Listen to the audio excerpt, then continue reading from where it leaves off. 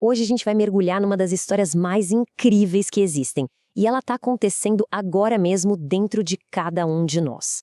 Vamos imaginar o sistema imunológico não como um monte de células, sabe? Mas como um verdadeiro reino em guerra, com exércitos, estratégias e batalhas que decidem tudo.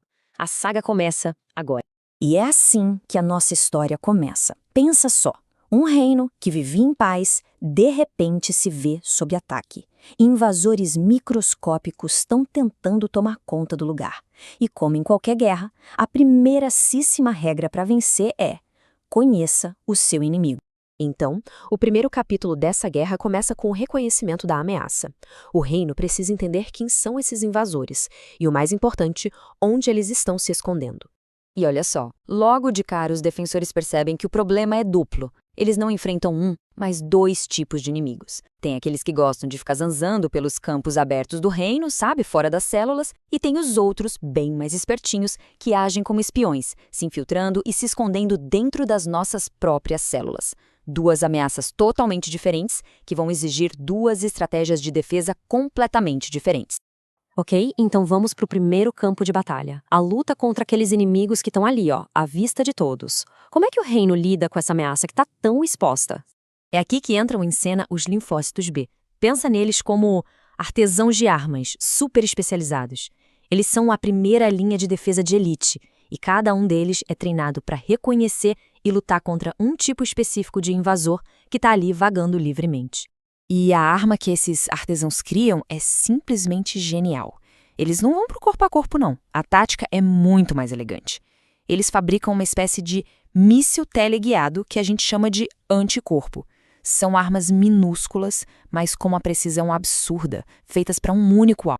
E a estratégia brilhante de tão simples funciona assim, ó.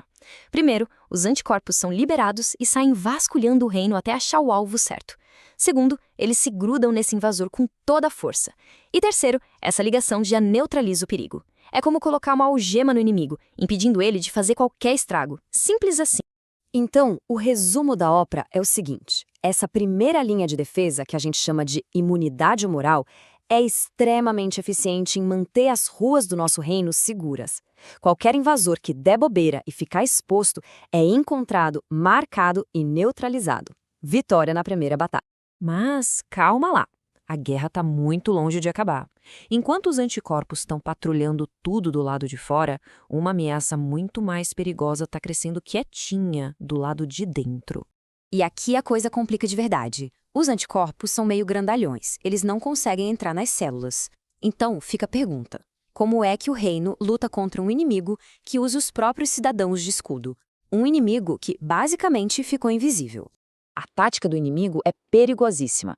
Alguns se deixam ser engolidos por umas células de patrulha gigantes, os macrófagos, mas conseguem sobreviver lá dentro. Outros tipos vírus invadem células normais e transformam elas em verdadeiras fábricas para fazer mais cópias deles mesmos.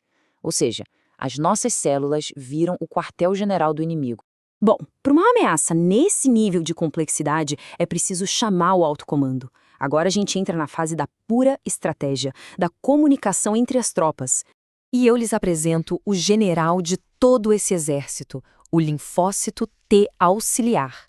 Essa célula não ataca ninguém diretamente, mas a função dela é talvez a mais crucial de todas. Ela é o cérebro da operação, a grande estrategista que consegue ler o campo de batalha e coordenar todo o resto do exército. E como um general dá as ordens? Através de sinais químicos, as citocinas. Imagina que são mensagens de rádio supercodificadas enviadas para as tropas que estão na linha de frente. E cada mensagem tem uma ordem bem clara e específica do que fazer. E olha, essas ordens são muito poderosas. As citocinas chegam naqueles macrófagos que estavam abrigando o inimigo e simplesmente os transformam. De simples guardas, eles viram máquinas de destruição superativadas, finalmente com poder de fogo para aniquilar os invasores que estavam escondidos ali dentro. Ok, o general ativou as tropas de contenção. Mas e aquelas células civis que foram transformadas em fábricas do inimigo? Para essa missão, o reino precisa convocar seu esquadrão de operações especiais. Chegou a hora do esquadrão mais letal de todos, os linfócitos T citotóxicos ou CTLs para encurtar. Quando a situação fica realmente crítica, são eles que o reino chama. A missão deles é direta, clara e implacável. Eles são os verdadeiros assassinos do sistema imunológico. E a operação deles é precisa como um relógio. Primeiro, eles patrulham o reino inteiro, checando célula por célula. Segundo, eles são treinados para identificar qualquer sinal de que uma célula virou a casaca, que se tornou uma traidora. E terceiro, quando encontram uma, eles não pensam duas vezes, destroem a célula infectada e, com ela, todos os inimigos lá dentro. É um sacrifício, mas um sacrifício necessário para salvar o reino. Então, vamos juntar as peças. A gente viu duas grandes frentes de batalha, né? De um lado, a imunidade moral, com os linfócitos B e seus anticorpos patrulhando tudo que está fora das células. Do outro, a imunidade mediada por células, que é comandada pelos generais, os linfócitos T auxiliares, que ativam os macrófagos e mandam os CTLs para acabar com as ameaças escondidas. Duas estratégias, um único objetivo: proteger o reino. E tudo isso nos deixa com uma reflexão final. Esse sistema todo é uma obra-prima de estratégia, uma orquestra afinadíssima. Mas, se ele é tão bom, o que acontece quando ele falha? O que significa para o reino do corpo humano quando uma dessas defesas é rompida e a batalha, no fim, é perdida? Essa é a pergunta que está por trás de inúmeras doenças que a gente conhece hoje.